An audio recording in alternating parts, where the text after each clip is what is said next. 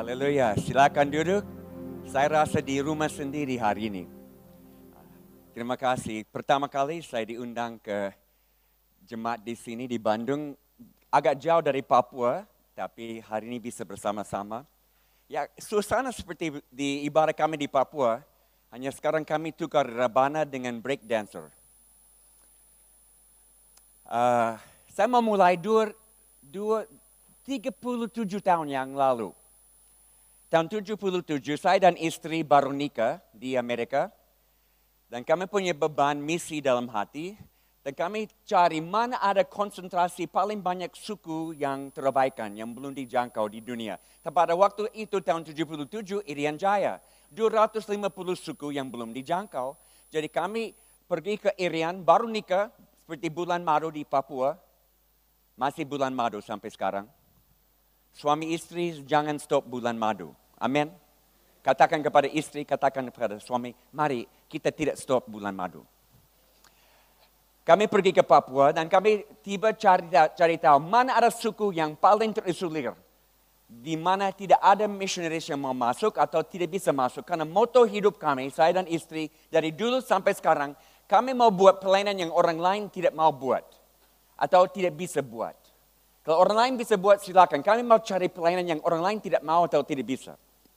Jadi kami cari suku di Papua paling terisolir yang belum punya kontak dengan orang di luar. Dan Tuhan bawa kami ke selatan Kabupaten Merauke. Tapi jauh dari kota Merauke di tengah hutan. Di suku Sawi namanya. Kami tiba di situ hari yang pertama. Mungkin boleh saya bawa saudara ke Papua hari ini? Mau ke Papua angkat tangan? Oke, semua angkat dua tangan, semua angkat dua tangan. Pasang bank pengaman, 1, 2, 3. Kita ada di dalam pesawat sekarang, saya mau bawa saudara ke Papua. Hari pertama kami turun di tengah-tengah suku ini. Kami ada di langit, putar-putar cari, mana ada suku ini yang terisolir. Lihat ada beberapa rumah di pinggir kali. Kami turun dengan pesawat air. Tidak ada roda, tapi ada pelampung, float yang memungkinkan turun di atas air, sungai. Kami turun dan mereka lihat burung ini turun dari langit dan mereka semua lari dari rumah-rumah ke pinggir kali. Waktu kami turun dan sampai ke pinggir, sebagai missionary yang baik, saya persilakan istri keluar dari pesawat dulu. Dan istri naik ke atas dan ibu-ibu semua mengelilingi dia, pegang tubuhnya dari kepala sampai ke kaki. Untuk melihat apa dia bentuk sama dengan mereka. Mulai menari keliling dan dibawa, tidak kelihatan lagi pada saya. Ini hari pertama. Saudara harus mengerti, kami tidak tahu bahasa ini. Tidak ada orang yang tahu bahasa. Belum ditulis, belum ada kamus. Kami akan harus belajar dan bikin huruf-huruf alfabet sendiri. Mereka bawa, pilot lihat ini, dia tanya, Jim pasti mau saya tinggalin kamu di sini? Boleh, kami ada radio SSB, ada kontak di luar. Jadi dia berangkat. Saya naik ke atas, laki-laki buat sama dengan saya dibawa. Kami terpisah setengah jam. Sampai dikumpulin di satu tempat di mana ada banyak makanan. Kumpulan-kumpulan makanan. Kami lihat ini, kami pikir, mereka mau merayakan kedatangan kami dengan makan bersama. Kami tidak tahu sebetulnya alasan apa mereka mau makan hari ini. Sebentar kami akan tahu. Kami masuk ke dalam, lihat makanan yang belum pernah kami lihat.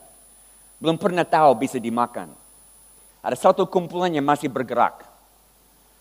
Ada anak telanjang lari ke situ, ambil satu, makan dan lari lagi. Ini hari pertama kami dikenalin dengan makanan kesukaan suku ini, ulat sagu. Bentuk begini. Kalau Pastor Ruben diutus ke Papua, mau ke kampung kami, pasti sebagai tanda hormat akan diberikan ulat sagu. Harus makan, tidak bisa tolak. Kami masuk di tengah-tengah, apa yang mereka taruh di tangan, kami masukkan di mulut dan bayangkan es krim. Dan rasa diterima baik sampai semua makanan habis. Ada satu orang berdiri dan berteriak. Semua orang, 1000 orang bangkit berdiri. Setengah lari ke sana, setengah lari ke situ. Dan langit jadi hitam dengan anak panah yang dilemparkan. Dan ada perang suku yang terjadi. Hari pertama. Karena kami tidak tahu di suku ini ada 2 kelompok yang bermusuhan. Dan sudah pernah ada banyak pembunuhan. Dan mereka mau balas dendam hari ini. Jadi mereka sepakat mau perang. Tapi sebelum berperang harus makan bersama.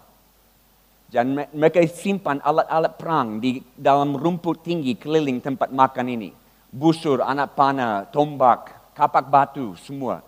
Dan waktu ada tanda mereka pergi ambil dan mulai berperang. Itu hari pertama.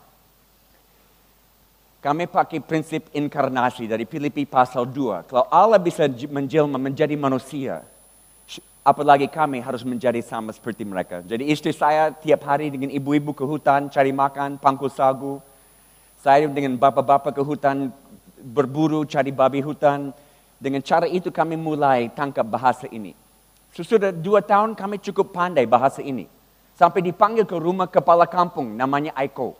Aiko kami duduk keliling api, bakar sagu, omong-omong. Dan dia bilang, Jim, kami lihat 1-2 tahun ini kamu dan istri warna kulitmu beda dengan kami.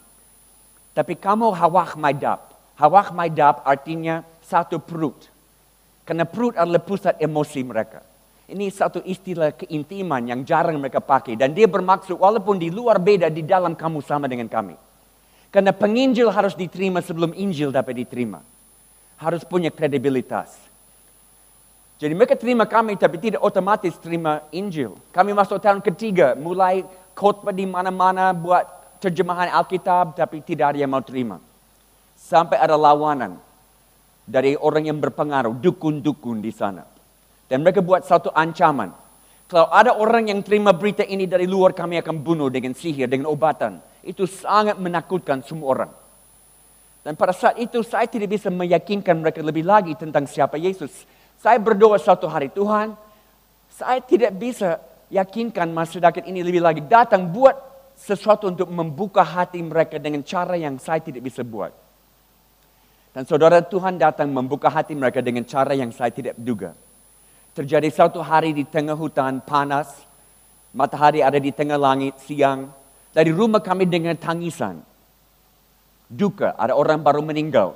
Saya lari dari rumah, lompat ke bawah karena rumah kami 2 meter di atas, tiang kayu bulat, lantai, nibun kulit kayu, atap daun sagu. Saya lompat ke bawah, lari ke arah saya dengar tangisan ini. Setengah jam dalam perjalanan sampai saya tembus di pinggir kali. Ada 1,000 orang, ibu-ibu mulai potong diri dengan alat tajam, lain lompat ke dalam api, lain lompat ke dalam lumpur. Cara mereka pakai untuk duka orang mati. Laki-laki semua ada di dalam air dangkal cari sesuatu. Saya tanya orang di samping saya, apa terjadi di sini? Dia bilang, Jim, tadi pagi ada keluarga naik perahu pergi ke hutan cari makan. Waktu kembali dari perahu, mereka bawa bungkusan makanan ke rumah dan mereka tinggalkan anak kecil. Mungkin umur 1 tahun di dalam perahu, tunggu mereka kembali. Waktu mereka kembali, anak tidak ada.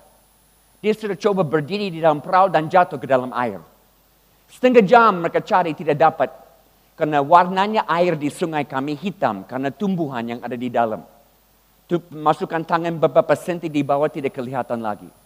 Setengah jam mereka cari tidak dapat. Akhirnya ada satu bapak keluar dari air dengan mayat anak itu di atas 2 tangan. Perut besar dari kemasukan air, tidak bernafas lagi, sudah mati. Dibawa ke atas, ditaruh di atas daun pisang. Semua orang mengelilingi dia, nangis berat. Istri saya datang karena dia tahu teknik coba kasih nafas baru orang yang tenggelam. Dia berlutut dan dia coba. 5 menit, 10 menit, 15 menit, 20 menit. Dia coba kasih nafas baru. Tapi tidak tolong. Dan dia sadar anak ini sudah terlalu lama di dalam air, sudah mati betul. Dia stop. Dia mulai berdoa. Saya ada di sini dan saya bangkit berdiri dan mulai suarakan satu doa yang dalam hidup ini sebelum hari itu belum pernah saya doakan, belum pernah pikirkan. Karena saudara ada karunia iman. Bukan iman yang kita miliki. Iman yang Tuhan berikan pada saatnya Tuhan mau buat sesuatu. Dan saya mulai spontan berdoa, Tuhan walaupun masyarakat ini belum mengakui Engkau sebagai Tuhan dan Allah mereka. Sebagai tanda kasih-Mu, bangkitkan anak ini dari kematian. Tiba-tiba dari mulut anak itu mulai mengalir semua air satu kali. Dia mulai nafas kecil, nafas besar, mata buka, dia sudah hidup kembali. Orang tua peluk dia. Dan waktu orang Sawi, orang suku ini kejut, mereka bikin bunyi di belakang mulut. 1,000 orang bikin ribut bunyi ini. Akhirnya saya diamkan semua, saya bilang, apa yang kita saksikan hari ini bukan sesuatu yang istri saya buat atau saya buat, ini dari Tuhan yang kami bawa kabar baik tentang dia. 1 minggu sesudah itu kami diundang ke satu kampung untuk cerita tentang jalan keselamatan. Pagi sampai malam, tiap-tiap hari, 1 minggu full. Pada akhir minggu itu, mulai orang percaya Yesus. Bukan 1, 2, 3, 10, 20, 30, sekeluarga mereka datang kepada Tuhan. Tiap minggu, gelombang demi gelombang. Sampai hari ini, 80% suku ini sudah percaya Tuhan Yesus. Saudara kami invest 17 tahun di dalam suku ini. Anak-anak saya semua lahir besar di situ. Jadi mereka bahasa pertama bahasa suku, bahasa kedua Indonesia, bahasa ketiga baru Inggris. Mungkin saudara lebih pintar bahasa Inggris daripada anak saya. Dan kami buat terjemahan Alkitab, latih pemimpin rintis jemaat semua suku, semua kampung di sana. Sesudah 17 tahun kami tanya, Tuhan mana suku berikut yang harus dijangkau? Kan ada 250. Saya pikir kami akan lewat sungai ini atau lintas gunung ini. Tapi Tuhan kejutkan. Tuhan bilang, Jim, suku yang paling diabaikan di Papua sekarang adalah suku generasi muda. Punya budaya sendiri, bahasa sendiri, selera sendiri. Dan kami kehilangan satu generasi di Papua. Dari semua kampung-kampung di pedalaman, anak muda banjir ke kota-kota di pesisir yang berkembang. Cari kerja, cari sekolah. Akhirnya putus sekolah, tidak dapat kerja, mulai minum mabuk di pinggir jalan. Dan Papua identik dengan kemabukan. Tapi bukan hanya itu saja. Karena narkoba, semua narkoba di dunia, di Bandung, ada di Papua juga. Tidak itu saja. Ekonomi booming karena Otsus buat infrastruktur dibangun di Papua. Di mana ekonomi booming, industri seks juga booming. Dan dengan itu ada datang HIV AIDS. Dan HIV AIDS paling tinggi di Indonesia ada di Papua. 44% semua kasus AIDS di Indonesia ada di Papua. Kami kubur 1 orang per bulan dari jemaat kami, korban AIDS. Sudah diklasifikasi oleh Jakarta sebagai wabah, out of control. World Health Organization sudah angkat tangan pergi. Mereka bilang hopeless, tidak ada harapan. Jadi kami pindah ke kota. Sekali lagi, kami mau buat pelayanan yang orang lain tidak mau buat. Banyak gereja tahu caranya melayani anak-anak yang bersih. Anak-anak yang tertib, anak-anak yang manis. Tapi tidak tahu buat apa dengan anak-anak yang broken. Anak-anak yang bermasalah. Dan kebanyakan anak muda zaman ini adalah anak-anak bermasalah.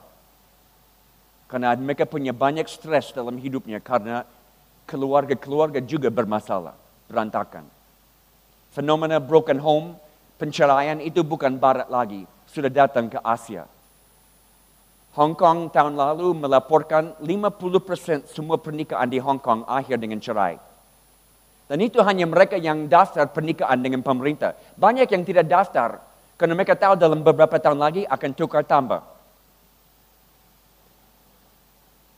Indonesia juga tidak terlalu di belakang itu. Dan anak muda yang korban, semua broken home. Kami pindah ke kota mulai dengan anak-anak dari jalan. Saya mulai dengan 12 anak, satu geng yang minum mabuk. Kami tampung mereka di rumah, mereka jemaat perdana. Saya pikir kalau Yesus bisa mulai dengan 12 murid yang kacau, saya juga bisa mulai dengan 12 murid yang kacau. Mereka hidup dengan kami, mereka stop minum, jatuh cinta dengan Yesus, hidup dipulihkan. Akhirnya saya coba bawa mereka ke gereja-gereja lokal untuk pemberian lanjutan. Tapi gagal. Karena walaupun mereka berubah di dalam, di luar mereka agak penampilan kasar. Juga mereka tidak tahu bahasa gereja. Saudara tahu ada bahasa di luar dan bahasa di dalam. Mereka tidak tahu bahasa dalam. Juga mereka dipulihkan dalam hidup bersama dengan kami dalam komunitas di mana ada tanggung jawab 24/7 atas pikiran dan hati. Kalau mereka hanya ditaruh dalam gereja yang hanya punya ibadah hari Minggu, mereka tidak bisa betah. Mau tidak mau kami harus rintis gereja baru, denominasi baru, GKOB, Gereja Kristen Orang Bermasalah. Di bawah payung GBI, Gereja Bebas Indonesia. Ini berkembang dengan anak-anak yang minum mabuk, korban narkoba, penyedar narkoba, PSK, pasien AIDS, napi dan tahanan di penjara, geng-geng yang berkelahi di jalan, keluarga-keluarga yang berantakan. Semua anggota jemaat kami orang bermasalah. Dan saudara saya mau tanya, waktu Yesus di bumi ini, siapa yang tertarik kepada Yesus? Orang bermasalah, orang berdosa. Kenapa? Karena mereka tahu Yesus satu-satunya orang yang akan terima mereka apa adanya. Dan akan tantang mereka lebih dari itu. Kita nyanyi banyak lagu, saya mau seperti Yesus. Apakah kita sadar apa yang kita minta? Kalau kita seperti Yesus, orang berdosa akan tertarik kepada kita. Jadi kalau orang berdosa tidak tertarik kepada saudara, harus tanya, kenapa saya tidak seperti Yesus? Kami buat gereja tanpa tembok. Gereja yang bisa di semua tempat, khususnya untuk anak-anak yang bermasalah. Berkembang beberapa kota di Papua, sampai orang bilang, Jim, ini gereja terbesar di Papua. Mungkin. Tapi saudara, sesuatu terjadi hampir 10 tahun yang lalu yang robek hidup saya untuk selama-lamanya. Tsunami di Aceh. Waktu tanggal 26 Desember itu, plat-plat di bawah air di laut Sumatera bagian barat buka dan sedot semua air dari pantai jam 8 pagi. Semua pantai kering, ada ikan-ikan di mana-mana. Anak-anak dari kampung-kampung di pesisir keluar, ambil ikan gratis ini. Tapi plat itu tutup lagi. Dan gelombang tsunami pertama datang dan mengambil semua kampung itu. Semua anak itu tidak bisa lari. Ada 3 gelombang dari tsunami. Gelombang terakhir 30 meter tingginya. Waktu kami ada di Indonesia pada waktu itu, kami di Papua, tidak bisa lebih jauh dari Aceh sampai ke Papua. Tapi seperti saudara juga, kami nonton Metro TV pada waktu itu. Tiap hari mereka siarkan dari Aceh. Kami lihat 1 hari, 2 hari, 3 hari tidak ada bantuan. Karena semua jalan putus. Sebagian dari terminal roboh. Saya lari pagi setiap hari. 10 kilo supaya jaga fitness, supaya tidak dapat malaria terus. Juga untuk berdoa. Itu waktu saya bisa berdoa, tidak ada HP yang bisa bunyi, tidak ada orang yang bisa ganggu. 1 jam saya lari dan berdoa. Hari ketiga sesudah tsunami, saya lari dan Tuhan bilang, Jim harus ke Aceh. Oke. Saya kembali ke kampung, ke rumah dan saya bilang istri anak-anak, Tuhan mau kita ke Aceh. Oke. Anak saya pada waktu itu pimpin klinik, kami di kota sekarang kami punya medical clinic gratis, puskesmas untuk orang yang tidak mampu bayar. Dan anak saya kumpul 150 kilo obat-obat dan timnya dan kami naik pesawat. Kami tiba di Aceh malamnya hari ketiga sesudah tsunami. Di dalam pesawat komersial pertama yang diizinkan mendarat. Kami ada di dalam, mujizat. Waktu saya turun dari pesawat, saudara, saya cium bau busuk dari semua mayat yang belum dibersihkan. Saya jalan di Banda Aceh, kota modern ini yang setengah sudah disapu habis ke laut. Tidak ada lagi. Dan saya sadar 250.000 orang mati tanpa harapan. Dan saya hanya bisa tanya, kenapa saya baru datang sekarang? Kenapa saya tidak ada di sini sebelum tsunami?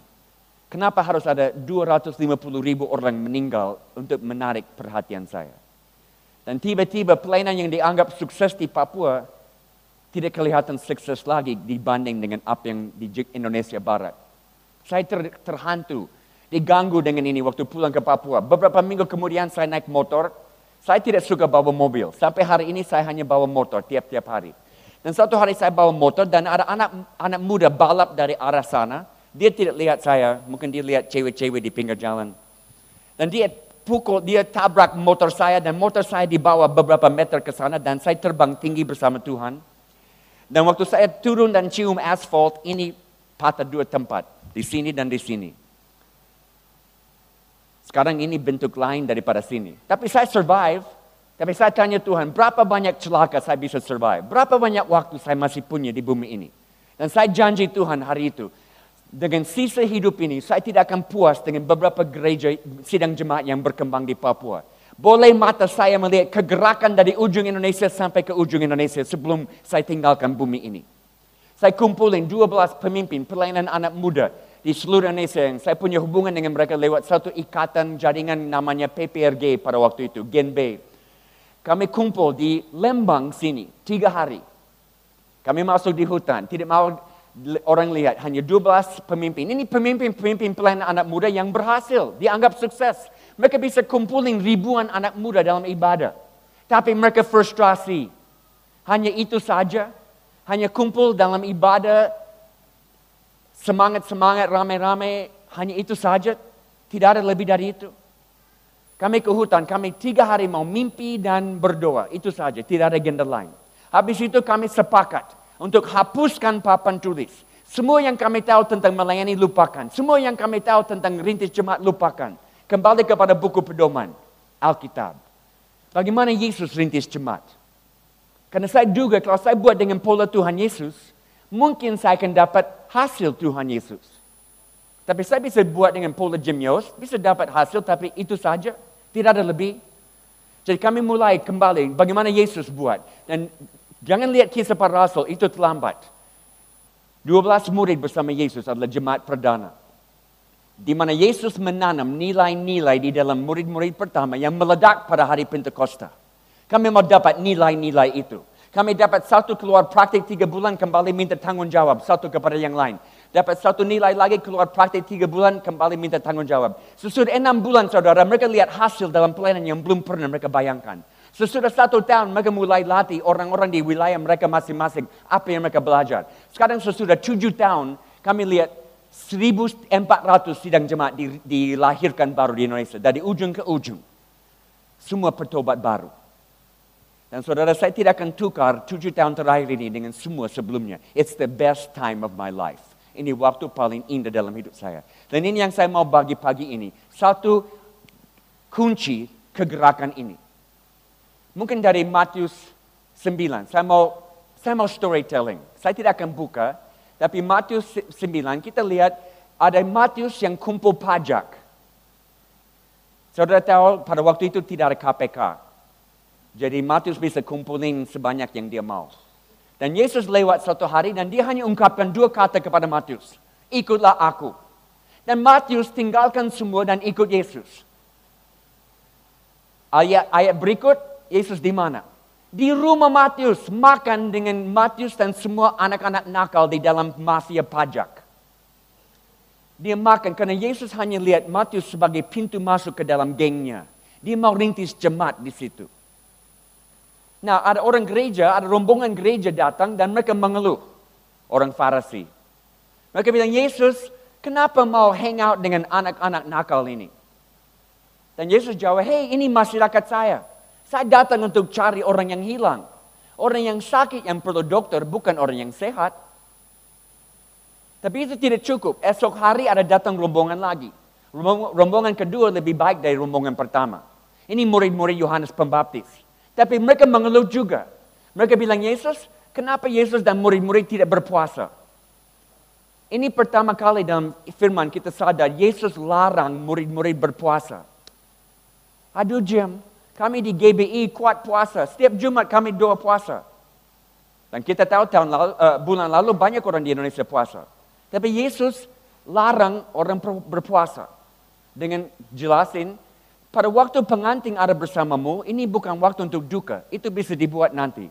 Karena dalam budaya Yahudi saat itu, puasa hanya bermaksud duka.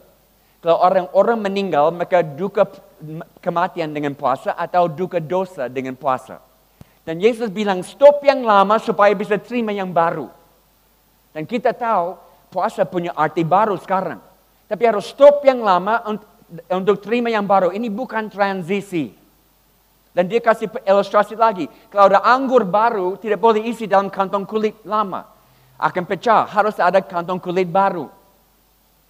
Saudara, konteks ini bukan, anggur di situ bukan Roh Kudus. Anggur adalah penuaian. Karena konteks Matius ikut Yesus. Yesus bermaksud penuaian tidak dapat diisi dalam kantong kulit yang lama. Harus ada kantong kulit yang baru. Dan saudara, ini yang saya mau share pagi ini. Ada banyak kantong kulit baru yang Tuhan berikan kita sekarang untuk selesaikan amanat agung Tuhan Yesus di bumi ini. Ini penuaian akhir zaman. Dengan banyak kantong kulit baru. Ada 120 kegerakan terjadi di dunia sekarang. 120. Apa kegerakan? Kegerakan bukan kumpulin banyak orang di stadium. Itu event. Kegerakan adalah 222. Katakan sama-sama. 222. 2 Timotius pasal 2 ayat 2. Di mana Paulus katakan, hey Timo, apa yang saya berikan kepadamu, kamu berikan kepada orang lain yang bisa berikan kepada orang lain. Dari Paulus ke Timotius kepada orang lain, kepada orang lain. 4 generasi murid baru. Murid yang bikin murid, yang bikin murid, yang bikin murid. 4 generasi. Dan sudah sampai 4 generasi tidak bisa stop. Sudah ada kegerakan. Aniaya pun tidak bisa stop. Kunci ada 120 kegerakan. Ada 35 di China, 35 di India, 30 di Afrika Barat, 30 di Afrika Timur. Dan saya percaya tahun ini 1 dicatat untuk Indonesia. Kami sampai 10 generasi sekarang di Indonesia. petobat baru. Dan saudara, ini kuncinya. Saya mau beri beberapa ilustrasi, tapi sebelumnya ayat lagi, Matius 25. Mereka tanya Yesus, siapa akan masuk kerajaan Allah? Dan Yesus bilang, oh raja akan terima mereka yang waktu lihat aku telanjang kasih pakaian. Waktu lihat aku lapar kasih makan. Waktu lihat aku di tahanan datang kunjungi. Waktu lihat aku sakit datang besuk. Dan mereka tanya, Yesus kapan kami lihat engkau lapar atau telanjang atau di tahanan atau sakit? Ayat 40. Yesus jelasin, pada saatnya kamu berikan kepada saudaraku yang paling hina ini, kamu juga berikan kepada saya. Kadang-kadang saudara kita baca ayat itu, kita pikir artinya harus kita belas kasihan dengan orang miskin. Orang yang terlantar. Dan memang arti itu ada. Tapi arti jauh lebih dalam. Karena Yesus samakan diri dengan orang yang paling hina. Dia bilang, lihat mereka, lihat saya. Lihat saya, lihat mereka. Saya satu level dengan orang yang simple dan sederhana. Dan kita ingat perkataan Yesus kepada murid. Aku pergi kepada Bapa dan penghibur akan datang. Dan barang siapa yang percaya akan melakukan pekerjaanku bahkan lebih daripada pekerjaan itu. Siapa akan melakukan pekerjaan Yesus di bumi ini? Orang simple dan sederhana. Dan semua 120 kegerakan ini di dunia dipimpin oleh orang simple dan sederhana. No name, no fame. Mereka tidak muncul di televisi. Mereka tidak karang buku. Mereka seperti satu tukang becak saya ketemu di New Delhi, India. Buta huruf. Sudah rintis 120 sidang jemaat. Dia supervisor di atas New Delhi. Orang simple dan sederhana dipakai Tuhan. Berarti saudara dan saya bisa dipakai juga oleh Tuhan. Saya mau beri beberapa kesaksian dari Papua tentang ilustrasi ini. Orang pakai kantong kulit, Tuhan pakai dalam kantong kulit baru, orang simple dan sederhana. Kami tampung, atau mungkin ingat suatu hari Yesus di Yerusalem, dia jalan, dan ada anak-anak kecil datangi Yesus, dan Yesus punya bodyguard, murid-murid, larang anak-anak kecil. Jangan ganggu guru. Yesus tegur, biar mereka datang karena ada bagian dalam kerajaanku untuk mereka juga. Anak jalanan. Ini jangan pikir ini anak-anak Yahudi dengan jubah putih dan bersih, tertib. Tidak, ini anak-anak jalanan. Mereka tidak mandi 1 minggu. Jubah sudah kotor, sudah robek. Kalau di Indonesia ada keroncong di tangan juga dan mereka main di pinggir jalan. Dan mereka datang tarik-tarik jubah Yesus dan minta uang. Dan Yesus bilang mereka punya bagian. Mereka juga bisa melayani. Tangkap ini saudara, tidak ada orang di bumi ini yang layak menjadi objek pelayanan. Semua adalah subjek pelayanan. Mau dibangkitkan. Kami punya 30 anak yang tinggal di rumah kami. Dari hari pertama kami tampung anak-anak nakal. Sampai hari ini ada 20 sampai 30 anak tinggal di rumah kami. Ini bukan pantai asuhan, ini rumah besar, keluarga besar. Di mana mereka dapat figur bapa dan mama. Itu yang mereka perlu. Ini anak-anak 8 sampai 28. Laki-laki perempuan, anak-anak yang terlantar, anak-anak korban kekerasan. Anak-anak yang lari dari rumah karena rumah tidak aman. Di Papua, 70% perempuan Papua diperkosai di rumah sebelum mereka mencapai umur 17 tahun. Oleh omnya, kadang-kadang oleh ayah sendiri. Rumah bukan tempat aman bagi mereka. Kami kasih perlindungan. Siapa yang perlu perlindungan, datanglah. Dan mereka datang. Mereka bukan orang percaya, tapi dalam waktu sangat cepat mereka mulai percaya Yesus. Tapi mereka yang memuridkan, bukan kami. Kami pakai Matius 10 ayat 8, serius. Cuma-cuma diberi, cuma-cuma harus membagi. Bukan mentalnya victim, korban. Tapi kamu maju dengan Yesus, kamu bagi dengan orang lain. Jadi mereka yang memuridkan. Bukan kami. Mereka bawa anak baru untuk tinggal di rumah. Dan satu anak yang sudah 1 bulan dengan kami, dia pegang tangan anak yang baru dan dia bilang, hey, sama seperti saya coba ikut Yesus, kamu ikut saya. Mereka yang memuridkan. Mereka pelayan Tuhan. Kadang-kadang orang tanya saya, Jim, ada buku pedoman pemuridan yang dipakai? Memang dulu ada, sangat tebal. Tapi makin lebih tipis sampai akhirnya saya buang.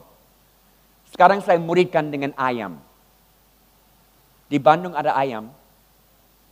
Kami punya ternak ayam, 1,000 ekor ayam. Ayam potong, ayam petelur. Kami tidak pakai obat. Ini organik. Kami tidak pakai obat, kami pakai doa. Setiap kandang didoakan setiap pagi.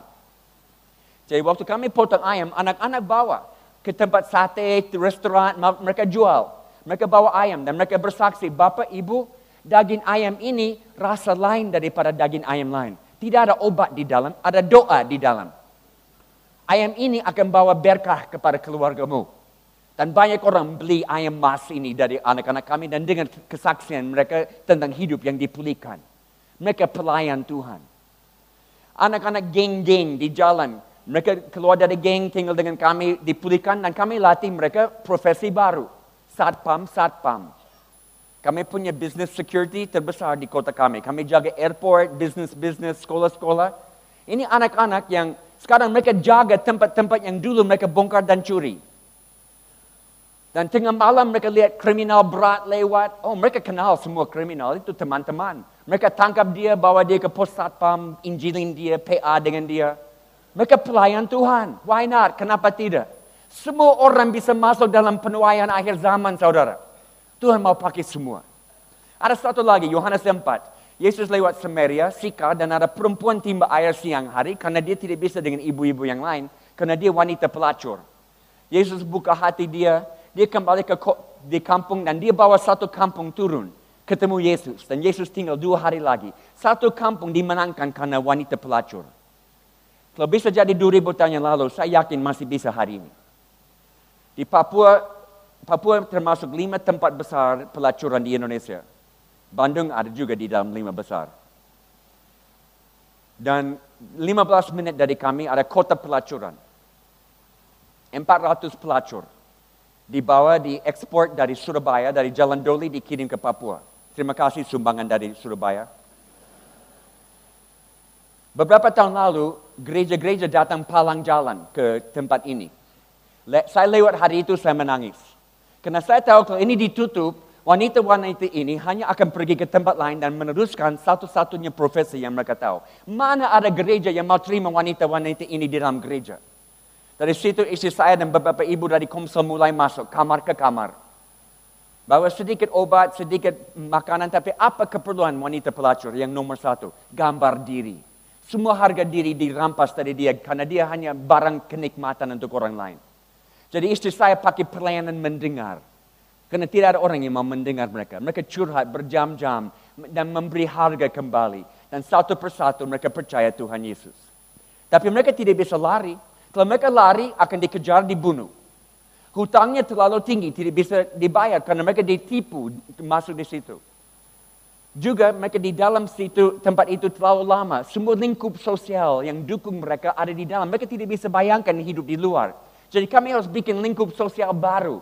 Dengan mereka yang bertobat, mereka buat PA, mereka saling mendoakan. Mereka melayani satu dengan yang lain. Sampai mereka simpan uang. Dan mereka dapat setengah dari hutangnya, kami matching funds. Dan kami lunasi hutang mereka. Mereka keluar tinggal dengan kami belajar profesi baru. Tapi perlu waktu saudara. Sesudah terima Yesus tetap beberapa minggu, beberapa bulan tetap harus layani customer. Tapi sekarang mereka pakai pelacuran di dalam Tuhan. Apa di Bandung ada pelacuran di dalam Tuhan? Seperti ini. Ada kelompok bapak-bapak yang saya pimpin. Ini bukan pria sejati, ini pria yang belum sejati. Mereka masih pukul istri, masih minum. Tapi mereka belajar Alkitab supaya hidup dipulihkan.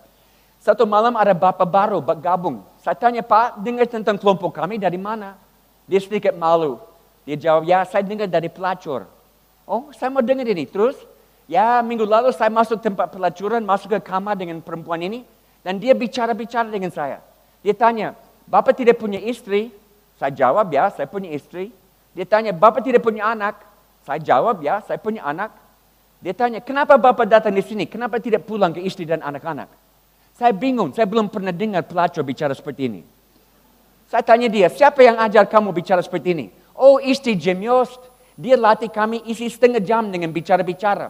Tidak harus lakukan seks, tetapi tetap harus dibayar. Itu pelacuran di dalam Tuhan.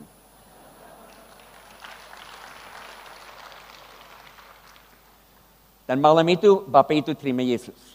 Pelacur yang bawa dia. Why not? Kenapa tidak? Kantong kulit baru. Semua bisa dipakai dalam penuaian akhir zaman, saudara. Ada satu lagi. Ada orang di Jericho dibenci oleh semua orang. Zacchaeus. Bos mafia pajak. Dan Yesus datang ke kota dan Zakheus pikir ini satu-satunya orang akan terima saya. Dia datang dan karena banyak orang dia naik pohon. Bos mafia pajak naik pohon seperti anak kecil. Karena dia harus lihat Yesus. Dan Yesus perhatikan dia. Dia bilang, hey Zak, saya mau ke rumahmu dan makan malam ini. Dan Yesus ke rumahnya dan makan dan dia bertobat dan kembalikan semua uang yang dia curi dari orang. Saudara, kadang-kadang ada orang yang kita pikir di luar anugerah Tuhan terlalu jahat. Di Papua ada geng-geng. Sama seperti saya lihat di Bandung ada geng-geng. Ada geng-geng di Papua juga. Geng paling besar, geng reggae rasta. Ini anak-anak yang suka reggae musik dan juga mereka tidak potong rambut 7 tahun. Gimbal semua. Dan idola mereka Bob Marley. Jadi nilai-nilai hidup mereka narkoba dan pemberontakan. Mereka hidup untuk dua hal itu. Semua penyedar narkoba di kota-kota besar dari mereka. 600 anggota geng ini. Saya pikir-pikir bagaimana saya bisa jangkau geng ini. Karena mereka tidak akan masuk gereja. Kalau mereka masuk ke gereja, semua orang gereja akan lari keluar takut. Harus buat gereja untuk mereka. Oke, bagaimana cara? Mereka suka musik. Oke, saya sponsor festival musik 2 hari. Bukan Kristen, secular. 35 grup band yang mempengaruhi budaya anak muda dengan musiknya. Saya mau lihat apakah saya bisa menangkan grup band dan semua fans akan ikut menjadi sidang jemaat, gereja. Dan terjadi dengan 2. Di situ saya ketemu anak-anak reggae rasta. Saya tanya mereka, ada di sini yang mau belajar Alkitab dengan saya? Ada, 10 mau. Kenapa mereka mau belajar Alkitab? Karena mereka anak-anak di jalan. Tidak ada figur bapa dalam hidup mereka. Dan saya jadi bapa bagi mereka. Saya terima mereka apa adanya. Saya tidak menghakimi mereka. Saya tanya, mau belajar Alkitab hari apa? Mereka pilih hari Sabtu jam 11 siang. Karena mereka tidak bisa bangun lebih cepat dari jam 11. Hari Jumat malam mereka mabuk berat, perlu waktu hari Sabtu untuk mereka bangun. Saya bilang, saya tidak peduli apa yang kamu buat Jumat malam. Kalau mau bangun Sabtu dan belajar Alkitab, saya akan ada. Tiap minggu saya datang. Sesudah beberapa minggu, 2 beri diri untuk dibaptis, terima Yesus. Sesudah beberapa bulan, ada telepon dari pemimpin geng ini. Dia bilang, Jim kami akan buat rapat pemimpin dan kami undang Pak Jim ikut. Oke. Saya datang ada 20 pemimpin geng ini yang kumpul. Mereka bicara-bicara. Satu mulai, ya kami mulai khawatir karena banyak anggota geng kami ditangkap polisi dikunci di sel. Ada satu lagi, ya mungkin kami perlu tujuan hidup yang baru.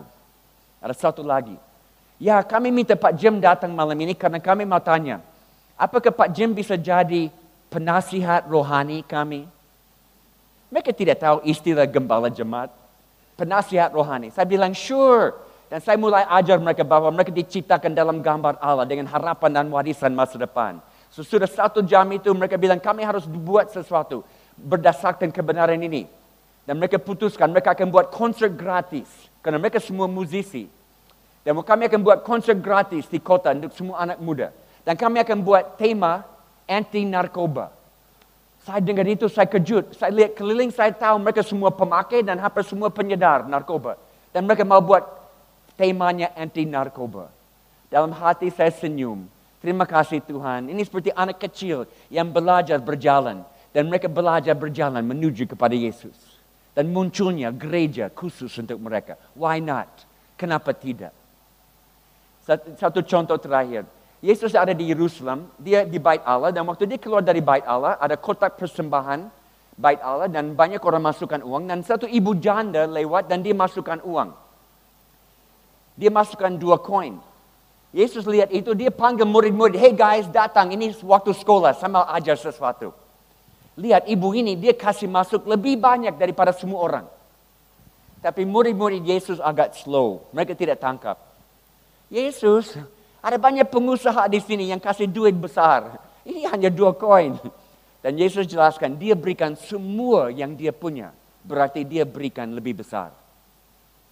Jemaat kami di Papua tidak kaya, sangat miskin. Jemaat induk 600-700 anak muda yang mengasihi Tuhan dengan segenap hati. Karena Tuhan berikan mereka kesempatan lagi. Semua bertobat baru. Dan mereka dapat kerja sekarang dan kadang-kadang 100% dari gaji mereka kembalikan kepada Tuhan. Karena mereka bersyukur dapat kesempatan lagi. Beberapa tahun lalu ada 2 hamba Tuhan dari Singapura. Mission trip di Indonesia. Mereka mulai di Jakarta, akhir di Papua. Hari Minggu mereka di Papua. Mereka ikut ibadah perayaan kami dengan 700 anak muda. Mereka duduk di tengah-tengah, mereka tidak punya bagian di dalam ibadah, mereka hanya mau nikmati suasana ini. Pada akhir ibadah, gembala jemaat kami, satu murid dulu mabuk di jalan, dia gembala jemaat sekarang, Franz namanya. Franz lihat ada 2 tamu yang datang dari jauh, dari Singapura. Aduh, pasti mereka harus keluarkan banyak uang untuk tiket, kami harus bantu mereka. Franz tidak tahu mereka dari gereja terbesar di Singapura. Gereja paling kaya di Singapura. Juga jemaat kami tidak tahu Singapura di mana. Berapa tanjung di sungai sampai tembus di Singapura. Hanya tahu Singapura jauh, harus bantu. Jadi dia bilang, hey anak-anak jangan pulang, kita buat kolekte ekstra, persembahan ekstra. Bantu 2 tamu dari jauh. Semua anak muda ke depan, masukkan uang di dalam keranjang. Dia panggil 2 hamba Tuhan ini ke depan. Dia taruh uang di tangan mereka. Mereka menangis. Dan mereka langsung bicara, Jim, kami mission trip keliling dunia. Dan di semua tempat yang kami pergi, mereka tahu kami dari gereja paling besar, paling kaya di Singapura. Mereka selalu ulurkan tangan, minta uang dari kami. Ini pertama kali ada sumbangan yang diberikan kepada kami. Dan mereka menangis. Dan saya jawab langsung, itu karena anak-anak kami tidak tahu mereka miskin. Mereka tidak tahu mereka miskin.